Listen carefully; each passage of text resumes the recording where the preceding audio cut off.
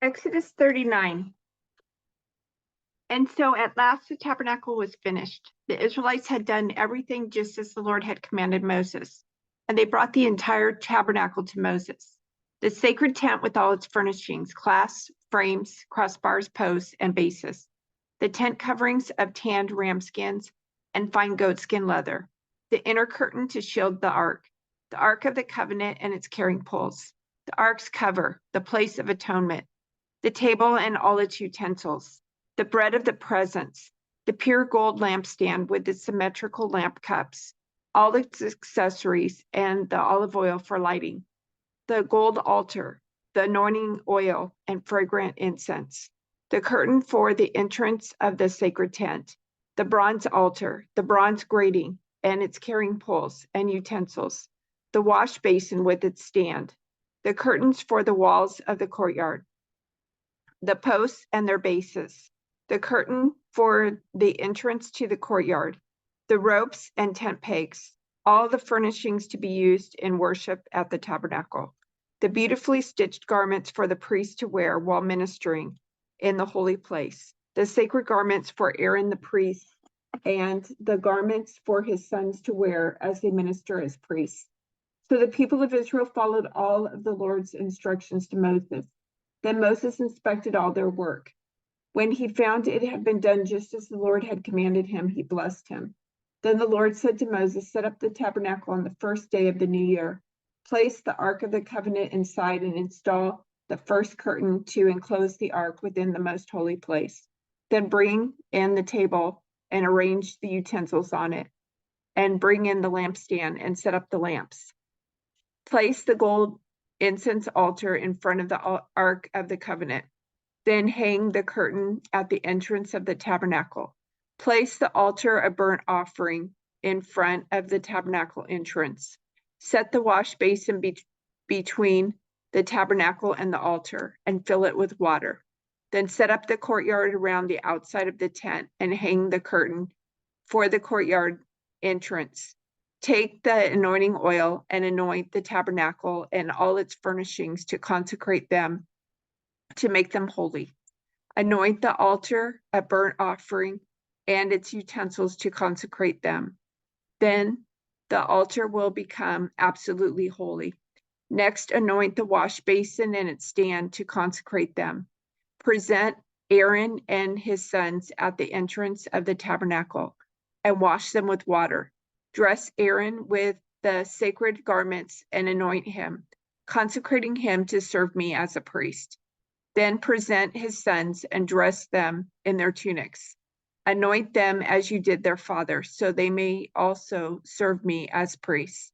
With their anointing, Aaron's descendants are set apart for the priesthood forever, from generation to generation. Moses proceeded to do everything just as the Lord had commanded him. So the tabernacle was set up on the first day of the first month of the second year. Moses erected the tabernacle by setting down its bases, inserting the frames, attaching the crossbars, and setting up the posts. Then he spread the coverings over the tabernacle framework and put on the protective layers just as the Lord had commanded him. He took the stone tablets inscribed with the terms of the covenant and placed them inside the ark. Then he attached the carrying poles to the ark, and he set the ark's cover, the place of atonement, on top of it. Then he brought the Ark of the Covenant into the tabernacle and hung the inner curtain to shield it from view, just as the Lord had commanded him. Next, Moses placed the table in the tabernacle along the north side of the holy place, just outside the inner curtain. And he arranged the bread of the presence on the table before the Lord, just as the Lord had commanded him. He set the lampstand in the tabernacle across from the table on the south side of the holy place. Then he lit the lamps in the Lord's presence, just as the Lord had commanded him. He also placed the gold incense altar in the tabernacle in the holy place in front of the inner curtain.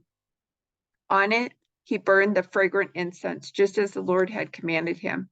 He hung the curtain at the entrance of the tabernacle, and he placed the altar of burnt offering near the tabernacle entrance. On it, he offered a burnt offering and a grain offering, just as the Lord had commanded him.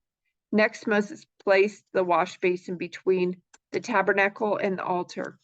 He filled it with water so the priests could wash themselves. Moses and Aaron's sons used water from it to wash their hands and feet. Whenever they approached the altar and entered the tabernacle, they washed themselves just as the Lord had commanded Moses. Then he hung the curtains forming the courtyard around the tabernacle and the altar, and he set up the curtain at the entrance of the courtyard. So at last Moses finished the work. Then the cloud covered the tabernacle, and the glory of the Lord filled the tabernacle. Moses could no longer enter the tabernacle because the cloud had settled down over it, and the glory of the Lord filled the tabernacle. Now, whenever the cloud lifted from the tabernacle, the people of Israel would set out on their journey following it. But if the cloud did not rise, they remained where they were until it lifted. The cloud of the Lord hovered over the tabernacle during the day, and at night fire glowed inside the cloud, so the whole family of Israel could see it. This continued throughout all their journeys. On the day the tabernacle was set up, the cloud covered it. But from evening until morning, the cloud over the tabernacle looked like a pillar of fire.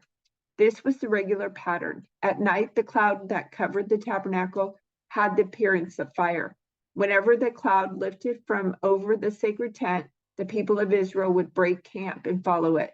And whenever the cloud settled, the people of Israel would set up camp. In this way, they traveled and camped at the Lord's command wherever he told them to go. Then they remained in their camp as long as the cloud stayed over the tabernacle. If the cloud remained over the tabernacle for a long time, the Israelites stayed and performed their duty to the Lord. Sometimes the cloud would stay over the tabernacle for only a few days. So the people would stay for only a few days as the Lord commanded.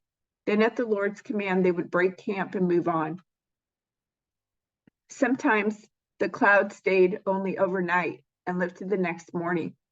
But day or night, when the cloud lifted, the people broke camp and moved on. Whether the cloud stayed above the tabernacle for 2 days, a month, or a year, the people of Israel stayed in camp and did not move on. But as soon as it lifted, they broke camp and moved on. So they camped or traveled at the Lord's command, and they did whatever the Lord told them through Moses.